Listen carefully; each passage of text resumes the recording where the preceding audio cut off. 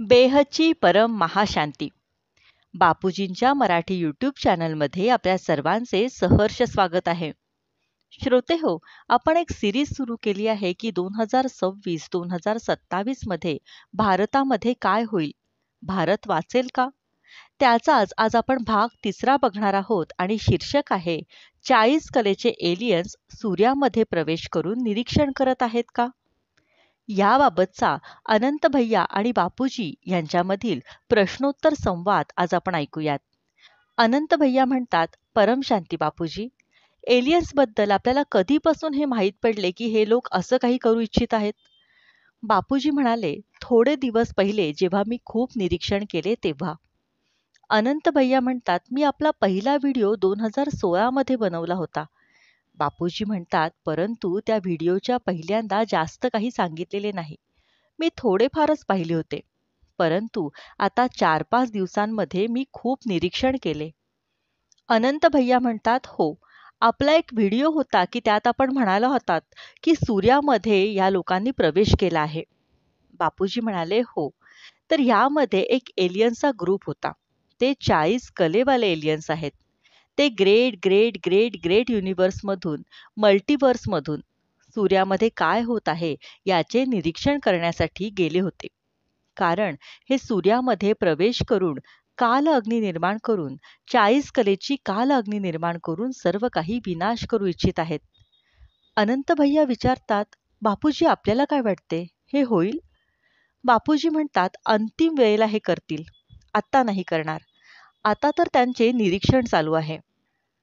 ह्यावर अनंत भैया विचारतात, जसे म्हणतात ना की 2025 मध्ये इंटरनेट गायब होईल, सोलर फ्लेअर्स येतील आणि सर्व काही जाळून टाकतील. बापूजी म्हणतात, सोलर फ्लेअर्स ते आणू शकतात, परंतु हे सर्व अंतिम वेळेला करतील. पहिल्यांदा ते निरीक्षण करतील. तिसरे महायुद्ध होऊन जाऊन परमाणु बॉम्ब फुटतील, त्यातून कोणीही वाचणार नाही, सर्व मृत होऊन जातील. तेव्हा सूक्ष्म रूपातील या 3 तत्वामध्ये देखील आग लागेल ना? यावर अनंत भैया विचारतात, हा माझा पण एक प्रश्न होता की ह्या आत्म्यांचे काय होईल? ज्यांचे शरीरच राहिले नाही त्यांची तर मजाच आहे, त्यांचे पण काहीतरी होईलच ना? बापूजी म्हणतात, असे बघा, धरतीच्या वरती 7 लोक आहेत. भूलोकाच्या वरती भुवरलोक, स्वर्गलोक, महरलोक, जनलोक, तपलोक, सत्यलोक, महासत्यलोक, ब्रह्मापुरी, विष्णुपुरी, शिवपुरी आणि परमधाम. आणि पृथ्वीच्या खाली 7 पाताळ लोक आहेत. अतल, वितल, सुतल, तलातल, महातल, रसातल आणि पाताल. या 14 लोकांत हळूहळू हे लोक काल अग्नी निर्माण करतील. हे जे म्हणतो ना की सूर्यामध्ये प्रवेश करून, परंतु हे अखेरच्या वेळेस करतील.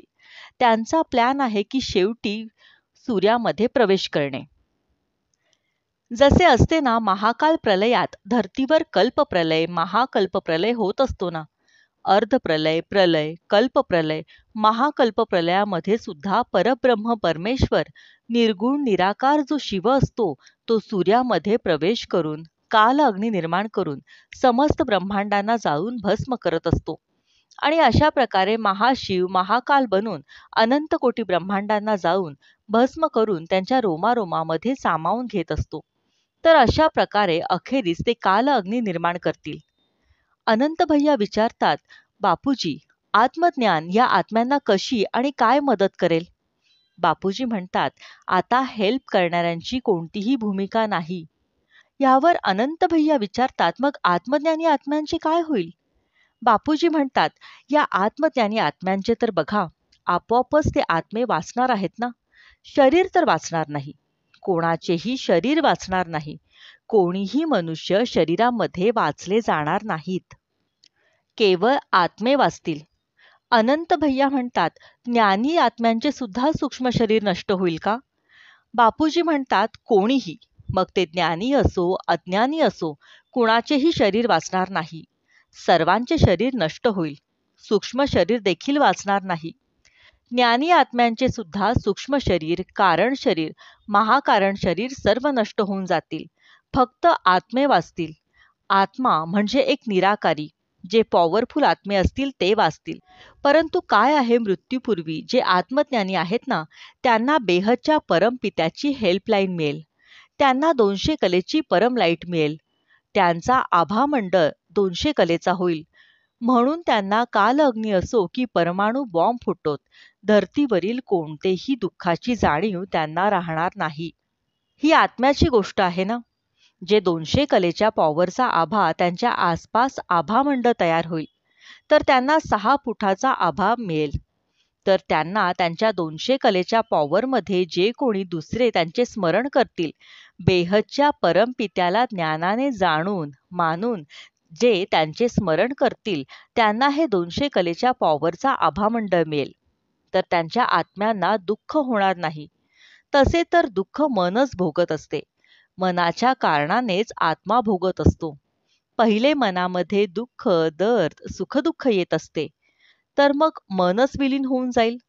कारण शरीर विलीन होऊन जाईल आणि म्हणूनच नष्ट होऊन जाईल. कारण या कारण शरीरामुळेच मन आहे आणि नंतर हे मन निराकारी बनून जाईल. निराकारी मन असेल. निराकारी मन सुद्धा असते ना. निराकारी मन, आकारी मन, साकारी मन यावर आपले बरेच व्हिडिओज देखील आहेत. सूक्ष्म जगतातीलही आत्मे वाचतील, परंतु ते आत्मे 200 कलेच्या पॉवरपेक्षा खाली आहेत. जे 200 कलेच्या पॉवरपेक्षा खालील आत्मे आहेत, ते या 200 कलेच्या पॉवरमध्ये विलीन होऊन जातील, परंतु त्यांना दुःख होणार नाही. ज्ञानी आत्म्यांना दुःख होणार नाही. परंतु जर 200 कलेपेक्षा जास्त कलेच्या पॉवरचे आत्मे बेहदच्या कलेच्या पॉवरचे आत्मे असतील, तर ते बेहदच्या कलेचे आत्मे वाचतील आणि बेहदच्या कलेच्या विमानामध्ये जाऊन बसतील.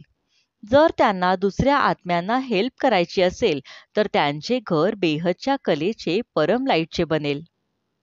यावर अनंत भैया प्रश्न विचारतात, परंतु बापूजी, मन विलीन होऊन गेले, निराकारी बनले, कारण शरीर निघून गेले, तर मग सारे रेकॉर्डिंग सुद्धा नष्ट होऊन जाईल.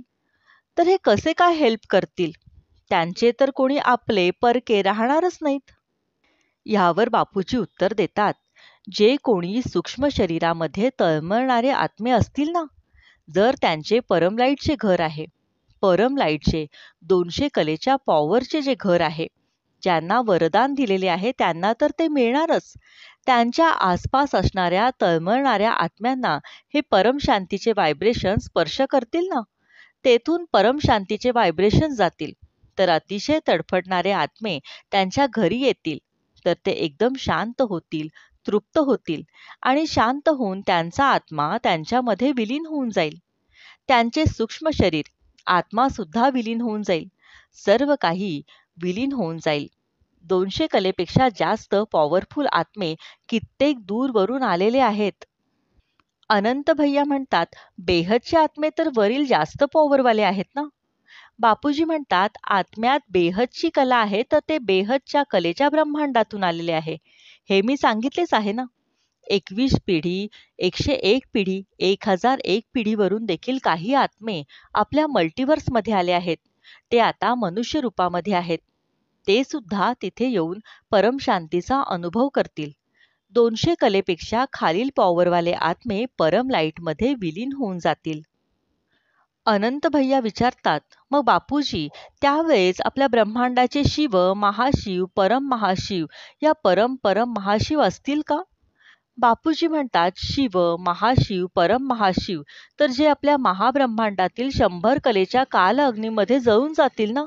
शिव तर ब्रह्मांडाचा रचनाकार ब्रह्मज्ञानी आहे ना.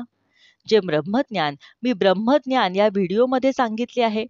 या ब्रह्मज्ञान व्हिडिओमध्ये सांगितले आहे ना, की ब्रह्मांडाचा आदी, मध्य आणि अंत तो जो ब्रह्मज्ञानी आहे त्याला समजेल ना, की शिव हे 1 ते 4 कलेचे असतात. महाशिव म्हणजे म्हणजेच गॅलेक्सी म्हणजेच आकाशगंगेचा मालक किंवा रचनाकार असतो.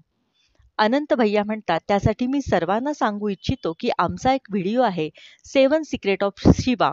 त्यामध्ये बापूजींनी अतिशय सुंदर स्पष्ट करून सांगितले आहे. तो आपण जरूर बघावा. बापूजी म्हणतात, हो, 7 सिक्रेट ऑफ शिवा या व्हिडिओमध्ये मी हे सांगितले आहे, की शिव, महाशिव, परम महाशिव यांच्याबद्दल. अनंत भैया म्हणतात, बापूजी, आपण तर हे पहिले सांगितले आहे, की ग्रेट युनिवर्स 1 ते ग्रेट युनिवर्स 17 पर्यंत सर्व नष्ट होतील. बापूजी म्हणतात, 100 कलेत तर अखेरीस शेवटी होईल. पहिले आपले ब्रह्मांड, महाब्रह्मांड सर्व महाकाल अग्नीमध्ये जळतील. कारण की 40 कलेचा महाअग्नी पेटेल.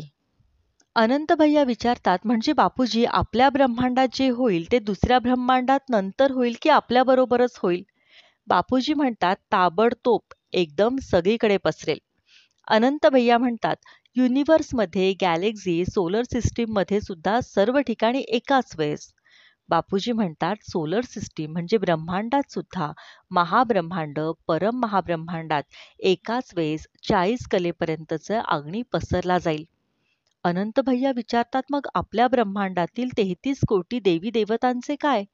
बापूजी म्हणतात, ते तर 60% साकारी रूपामध्ये आणि 40% आकारी रूपामध्ये आहेत. ते सुद्धा वरून खाली आलेले आहेत. गंधर्व, किन्नर, यक्ष, देवता जे असुर आहेत, असून महा असून 7 पाताळातील लोक सुद्धा काही साकारी रूपामध्ये आणि काही आकारी रूपामध्ये आहे. हे सर्व धर्तीवर आलेले आहेत. सर्वजण इथेच आहेत. वरती लोकातील सुद्धा इथे आलेले आहेत. ब्रह्माचा पहिला परार्ध पूर्ण झालेला आहे. ब्रह्माचे 50 वर्ष म्हणजे किती वर्ष झाली आहेत? ब्रह्माचे म्हणजे आपल्या ब्रह्मांडाची 50 वर्षे पूर्ण झाली आहेत. आता ब्रह्मांडाचा दुसरा परार्ध सुरू झाला आहे. तर ब्रह्मांडाच्या पहिल्या परार्धात देखील अनेक दूर दूरवरून लोक इथे आलेले आहेत. जी प्रजापिता ब्रह्माची रचना आहे ते तर 84 लाख योनीमध्ये येऊन इथे फसले गेले आहेत. परंतु ते आता मनुष्य रूपामध्ये आलेले आहेत. ते दूर दूरवरून महाब्रह्मांडातून, गॅलेक्सी, युनिव्हर्समधून तसेच ग्रेट युनिव्हर्समधून मनुष्य सृष्टीमध्ये आलेले आहेत. ब्रह्माची पहिल्या परार्धाची जी रचना आहे, ब्रह्माच्या पहिला परार्ध होऊन आता 1550 खरब वर्ष झालेली आहेत. श्रोते हो, या सिरीज मधला पुढचा भाग आपण नंतर ऐकूयात. परम शांती. हा व्हिडिओ आपल्याला आवडल्यास याला लाईक, शेअर आणि कमेंट करायला विसरू नका. बेहदची परम महाशांती.